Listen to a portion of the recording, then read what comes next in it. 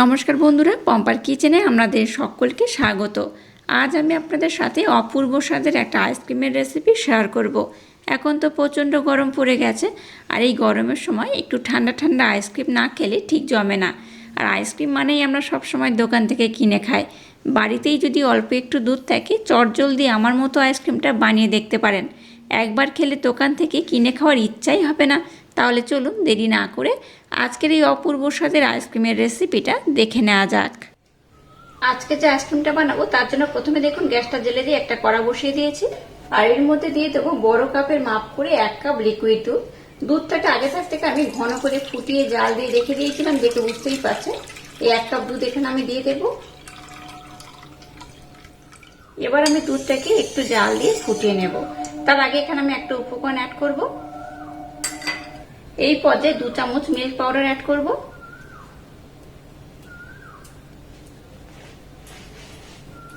দিয়ে দেবো সামান্য একটু এলাচ পাউডার।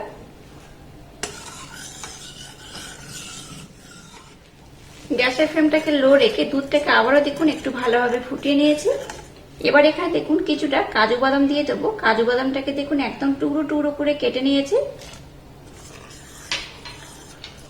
আর দিয়ে দেবো কিছুটা আমন্ড, এটাকেও দেখুন একদম টুকরো টুকরো করে কেটে নিয়েছি। আপনারা চাইলে কেটে নিতে পারেন, গ্রেট করতে পারেন, কিংবা মিক্সি জারের মধ্যে দিয়ে একটু ব্লেন্ড করেও নিতে পারেন। তবে একটু দানা দানা অংশ মুখের মধ্যে পড়লে খেতে কিন্তু বেশি ভালো লাগবে। এটাকে আমি আর একটু ফুটিয়ে নেব। আর একটা কাজ করতে হবে, সেটাকে এবার আমি কমপ্লিট করে নেব। আর এটা ততক্ষণ ফুটতে থাকুক। আচ্ছা, এখানে আমি ফোটার আগে আর একটা উপকরণ অ্যাড করে নেব। এখানে মিষ্টির জন্য ব্লেন্ড করা মিষ্টি দিয়ে দেবো। 2 থেকে 3 চামচের মতো অ্যাড করলাম। আপনারা চাইলে কিন্তু মিষ্টির পরিমাণটা একটু কম বেশি করে দিতে পারেন, তাতে কোনো রকম সমস্যা নেই। যে যতটা মিষ্টি পছন্দ করবেন সেইভাবে দেবেন। তবে বলে রাখি, এই পর্যায়ে যে মিষ্টিটা আপনারা ব্যবহার করবেন, এটাকে যখন আইসক্রিম হিসাবে জমাবেন তখন কিন্তু মিষ্টির পরিমাণটা একটু কমে যায়। তাই যারা একটু বেশি মিষ্টি পছন্দ করেন, মিষ্টির পরিমাণটা এই পর্যায়ে একটু বেশি করে দেবেন। এবার দেখুন অন্য পাত্রের মধ্যে একটু লিকুইড দুধ আমি উঠিয়ে রেখে দিয়েছিলাম, আর দুধটাকে একটু ঠান্ডা করে নিয়েছি। এবার এখানে 1/2 চামচের মতো আমি কাস্টার্ড পাউডার অ্যাড করব।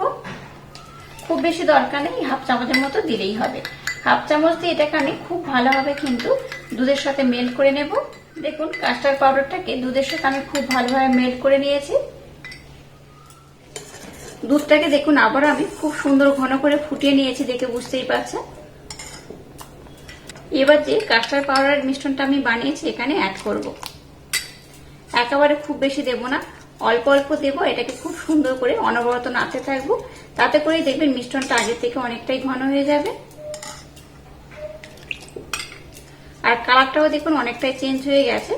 এইভাবে বানালে কিন্তু এটা দেখতেও সুন্দর হয়, খেতেও অপূর্ব লাগে। একবার খেলে আপনাদের বারবার বানাতে ইচ্ছা করবে। কাস্টার্ড পাউডারের মিশ্রণ দেওয়ার পর এটাকে কিন্তু আর খুব বেশি ঘন করে ফোটানোর দরকার নেই। এইভাবে কিন্তু গ্যাসের ফ্লেমটাকে লো রেখে একটু নাড়াচাড়া করে নিলেই হবে। এই পর্যায়ে মিষ্টির পরিমাণটা একবার টেস্ট করে নেবেন ঠিক আছে কিনা। আবারও বলছি, মিষ্টির পরিমাণটা আপনারা আপনাদের পছন্দ মতো দেবেন। যে যতটা পছন্দ করবেন সেইভাবে দেবেন। মিশ্রণটাকে দেখুন আমি কিন্তু ঘন করে জাল দিয়ে নিয়েছি। এবার আমি গ্যাসটাকে বন্ধ করে দিলাম। গ্যাসটাকে বন্ধ করে দিয়ে মিশ্রণটাকে একটু ঠান্ডা করে নেব। তারপর আমি নেক্সট স্টেপ আপনাদের সাথে শেয়ার করব। দেখুন আইসক্রিমের মিশ্রণটা কতটা ঘন হয়ে গেছে, দেখে বুঝতেই পারছেন। আর এটাকে আমি খুব ভালোভাবে ঠান্ডা করে নিয়েছি। আর কতটা ঘন হয়েছে আর কতটা লোভনীয় দেখতে হয়েছে দেখে বুঝতেই পারছেন। যাই হোক, এবারে আইসক্রিমগুলোকে কিভাবে আমি জমাবো আপনাদের দেখিয়ে দেব।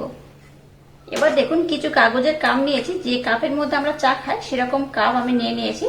বাজারে কিন্তু আপনারা এরকম কাপ পেয়ে যাবেন। যাই হোক, কাপগুলোর মধ্যে আমি এবার যে মিশ্রণটাকে বানিয়েছি ভরে ভরে দিয়ে দেব।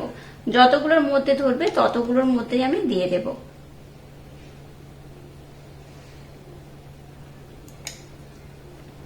আমি খুব বেশি বানাইনি, অল্প করেই বানিয়েছি। আপনারা চাইলে কিন্তু একটু বেশি করে বানাতে পারেন।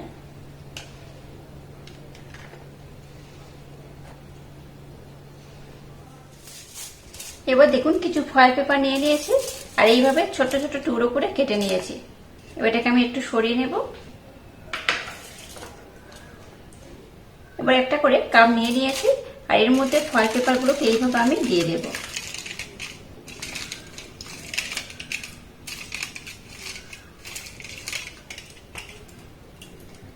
আমরা আপনাদের হাতের কাছে যদি ফয়েল পেপার না থাকে, ফয়েল পেপারের পরিবর্তে এখানে কোনো প্লাস্টিকও দিতে পারেন।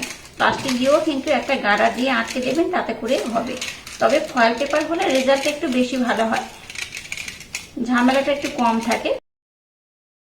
যদি প্লাস্টিক ব্যবহার করেন তাতে করে আবার একটা গার্ডার কিন্তু অ্যাড করতে হয়। আর ফয়েল পেপারটা হলে কিন্তু খুব সহজে এইভাবে সবগুলোকে খুব তাড়াতাড়ি বানিয়ে নিতে পারবেন। এবার একটা ছুরি নিয়েছি, ছুরির মাধ্যমে মিডিল পোর্শনে এইভাবে একটু আমি কাট লাগিয়ে দেবো, যাতে আমি আইসক্রিম মোল্ডের যে কাঠি হয় সেই কাঠিগুলো ব্যবহার করতে পারি। একদম মিডিল পোর্শনে একটু করে কাট লাগিয়ে দিলাম। এবার এই মোল্ডের কাঠিগুলোকে আমি দিয়ে দেব। যেহেতু দুধটাকে অনেকটা ঘন করে বানিয়েছি, তাই এই পর্যায়ে কিন্তু মোল্ডের কাঠি ব্যবহার করে নিতে পারেন, নতুবা আপনারা আধা ঘন্টা পরে এই কাঠিটাকে ব্যবহার করতে পারেন। কাপগুলোকে দেখুন খুব ভালোভাবে কভার করে দিয়েছে, আর মোল্ডের কাঠিগুলোকেও দিয়ে দিয়েছি, দেখে বুঝতেই পারছেন। এবার এটাকে আমি ওভারনাইটের জন্য ডিপ ফ্রিজে রেখে দেবো। ওভারনাইট পর আপনাদের দেখাবো এই আইসক্রিমগুলো কত সুন্দরভাবে জমে গেছে। দেখুন আইসক্রিমগুলোকে আমি খুব সুন্দর করে রেডি করে নিয়েছি, আর ওভারনাইট পর আমাদের দেখাচ্ছি। দেখুন আইসক্রিমগুলো কত সুন্দর জমে গেছে। এই ফয়েল পেপারটাকে আমি উঠিয়ে নেব। দেখুন কত সুন্দর কালার হয়েছে আর কত সুন্দরভাবে জমে গেছে, দেখে বুঝতেই পারছেন। আর এটা কিন্তু মোল থেকে ওঠানোর জন্য কোনো রকম ঝামেলা নেই, খুব সহজে এটাকে মোল থেকে আপনারা উঠিয়ে নিতে পারবেন। এটার জন্য রেস্টে রাখার দরকার নেই। তো কিভাবে তুলবেন আমি আপনাদের বলে দিচ্ছি। প্রথমে আমি প্রত্যেকটা আইসক্রিমের মধ্যে থেকে ফয়েল পেপারটাকে উঠিয়ে নেব। এবার দেখুন একটা আমি কাপ নিয়ে নিয়েছি, আর নিয়ে নিয়েছি একটা কাঁচি। এই কাঁচির মাধ্যমে এইভাবে একটু কেটে দেবেন। এইভাবে কেটে দিয়ে অটোমেটিক কিন্তু আইসক্রিমটাকে আপনারা খুব সহজে উঠিয়ে নিতে পারবেন,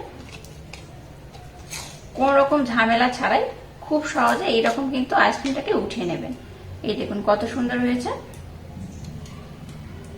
আর যদি একটু ওয়েট করেন তাতে করেই দেখবেন অটোমেটিক কাগজ থেকে এটা উঠে আসবে।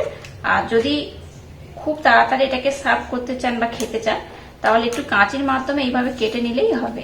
তো আমি এইভাবে সমস্ত আইসক্রিমগুলোকে খুব সহজে কাপ থেকে কিন্তু আইসক্রিমগুলোকে আমি উঠিয়ে নেব।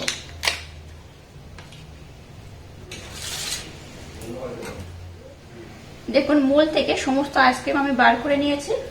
এবার দেখুন কিছুটা আমন্ড এইভাবে আমি গ্রেট করে নিয়েছি। গ্রেট করা আমন্ড উপর থেকে একটু এইভাবে দিয়ে দেবো, দিলে কি হবে দেখতে খুব ভালো লাগবে।